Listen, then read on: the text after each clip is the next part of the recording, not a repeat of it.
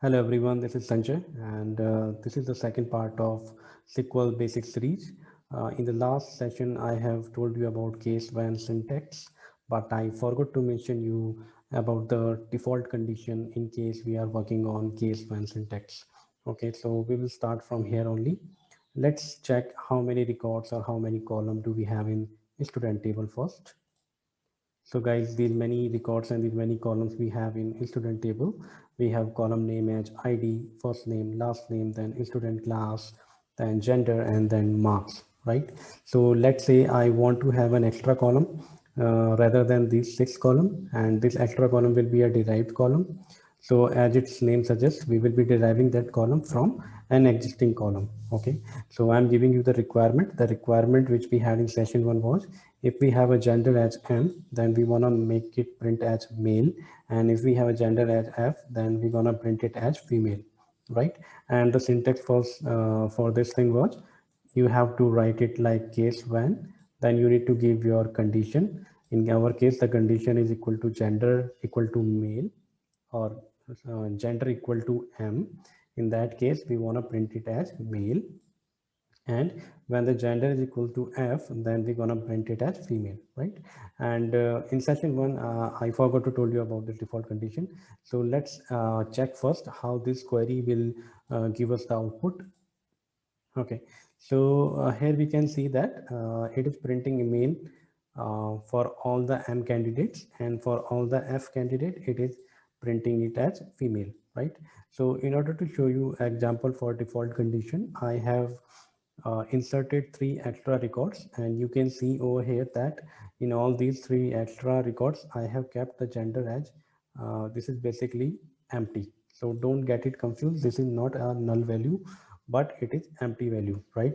So how you can insert an empty value? Let me just show you. If you want to insert an empty value, you just need to keep double single quotes over here. Basically, you just need to keep it nothing inside this quote, and the empty string will get inserted into the database, right? So as you can see that I have not given any third condition, or you can say like default condition. So what it has done is it has printed on printed for the default condition. It has printed it as null, right? And we don't want this to happen. We want some user defined string to get printed out in case if gender is not present or gender is empty, right? So let's see how we gonna handle this thing. Okay, so we have this query which is very similar to the previous one. It's just that I have added one extra condition over here. So let's discuss it from one by one. So we are having a condition like case when gender is M, then print as male, when it is F, then print it as female. And in the third line, I do not have any condition. I have just defaulted it, and I'm printing like if above conditions are not met, then you should print it as not available, right? So if in any case, gender of any of the candidate does not match with first two condition, then obviously the control will reach to this third condition and it will get printed out. So let run this query and check the output first. Okay. So as expected, printing male for M, printing female for F, and printing not available. Let me just maximize it. And printing not available in case if the gender is not neither male or nor female, right? So this is how you have to use default condition for case when. Okay. So let's check another query. This query is we want to print out the number of student with respect to their gender. Okay, so as of now we can see here we have three genders. We have male, we have female, and the third one is unknown actually. So I have deliberately kept it as unknown just to show you the example of case one default condition. Okay, so in real world scenario we will have some gender over here, so don't get confused with that. So this is the query to get the count of with respect to every gender, right? So what is the query? Query is we are doing a group by using the column with respect to which we want to get the count. Okay, so we want to get the count with respect to gender. That's why we will have to do group by gender only, right? And then in select statement, we are just printing gender. As I have already discussed this thing in session 1, that in select clause you can keep only those columns which are part of group by clause, right? So I'm printing gender and the count of those gender. Let's run it. Okay, so the count of female is 7, count of male is 12, and the count for unknown or empty is 3. Okay, so let's reverse this kind of a reverse this requirement, and now I do not want these to get printed row wise, rather than I want to print them column wise, right? Let me run the second query to show you the difference, right? So let's ignore the third gender for now. So what I'm doing in second query is I'm printing this female and male value as a column rather than as a row. I'm printing them as a column name, and these value of 7 and 12 are getting printed in row, right? So if you know the concept of transpose, so this is nothing but we are trying to achieve a similar to transpose concept. So for that, this query we have written in. So let's check how this query is working. Let me show you one example in Excel sheet. By that, you will get a clear example of it. So what I'm going to do is I'm going to print two columns in my output. One will be male and one will be female.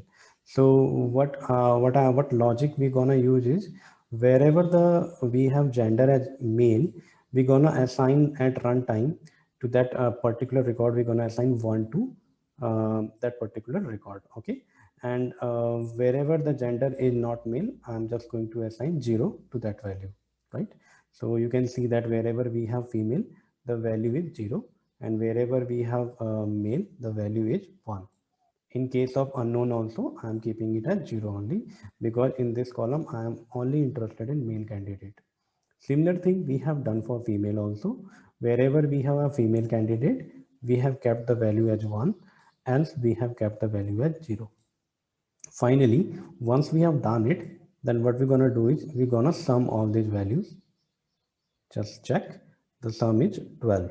Okay. And for female, the sum is 7. So let me show you the query now. So see how we're going to do it. So we're going to do it with the help of sum, but inside sum, we're going to write our case condition, right? By now you must have got habitual to case when condition. So what condition we have written? Like if the gender is male, then keep it as 1, else keep it as 0. So by now I think that you must have got a clear idea how this query gonna work, right? So once we have all those rows, we are just doing nothing but sum of all those rows in order to print the total male count and total female count. Okay. Now let's jump into another query, which is related to difference between union versus union all. Let's say I have two SQL query and I want to combine the output of both the SQL query into a single output.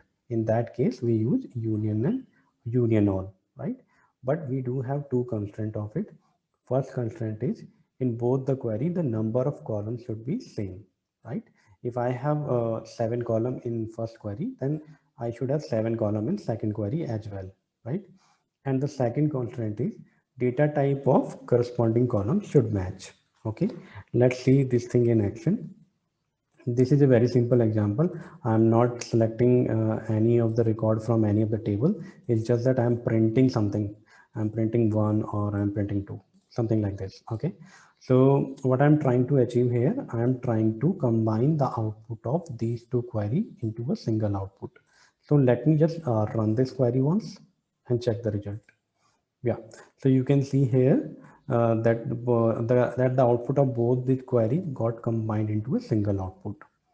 Okay, now let's check the another query. In another query, you must have got the idea by now that this query gonna fail. Why? Because one of the condition is meeting, which is the number of columns should be same. So in first query, we have one column. In the second query, we have one column. But the second condition is not matching because the data type of this one is character and the data type of this one is integer, right? So if I will try to run this query, this is definitely gonna fail. Let me run. See, the error which we are receiving is conversion failed while converting varchar value Sanjay for data type int. So what this database is trying to achieve, it has detected that the data type of this second is integer, then it is trying to convert this Sanjay again into integer. And it is trying to make the data type of both of them as uniform so that it can do the union operation. But it got failed because we know that we cannot convert Sanjay into an integer value, right? So let's check a third example. So this example should get succeeded because both of the value are string and the number of column in both of the query are same. See, this got executed successfully. Let's check this last example. So this example is gonna fail because the number of column in the first query is 2 and the number of column in the second query is 1, right? So let's run this query and check what error message we're going to receive. So we have received one message which is saying that it must have equal number of expression. So this expression is nothing but it is saying about equal number of columns should be there, right? Okay. Now let's see the difference between union all and union. So guys, this is very frequently asked question in the interview, and this is very simple to explain and very simple to remember. So just remember this all keyword. Wherever you will be having this union all, then this means that this query gonna allow you all the duplicates to be printed out or to be stored. Okay, let me run this query and check. Before that, let me just show you how many records we have in student. In student, we have 22 records, and in student BKP, we have 9 records. Okay, 22 plus 9 is equal to 31. So that means if I gonna run this query, I should be getting 31 records.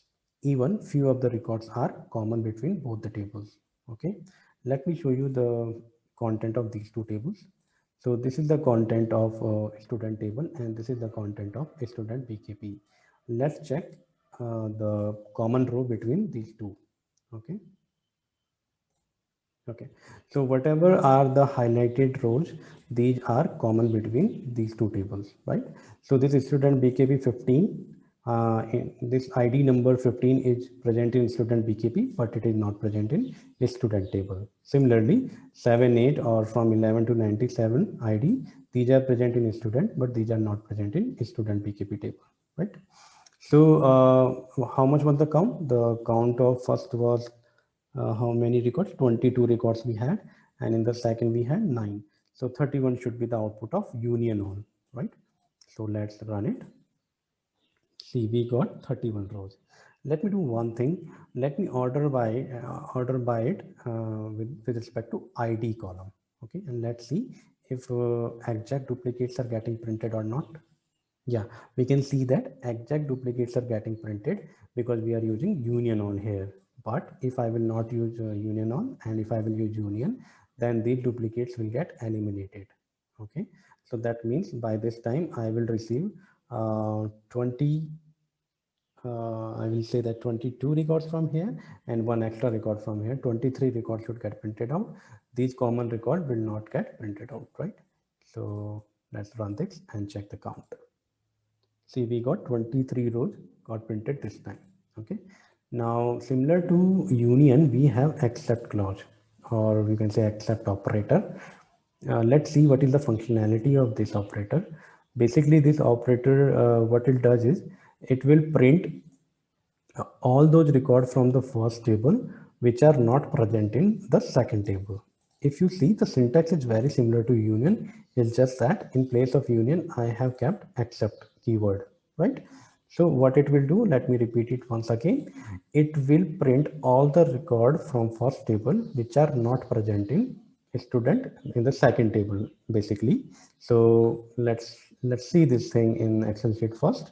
So we can see that all of the IDs which are highlighted in white color are those IDs in students which are not present in student BKP. So all these IDs should get printed out 7, 8 and then from 11 to 97. Let's run it and cross check. 7, 8, then from 11 to 97, right? 11 to 97. Yeah, so this is the functionality of accept. And if you want to do vice versa of it, you just have to reverse the order, and then you gonna get your result. Let me run it and show it to you very quickly. Just a minute, guys.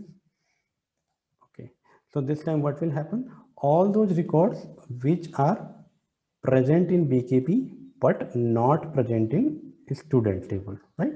So there is only one such record 50 which is present here in BKB table but not present in real table.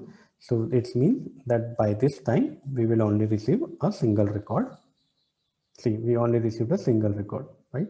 So with this, I will stop this video now. Guys, I am requesting you, please start practicing these concepts. And if you are facing any difficulty in understanding any of these concepts, please let me know. I will try to make a separate video out of it. Okay. Thank you guys. Take care. Bye-bye.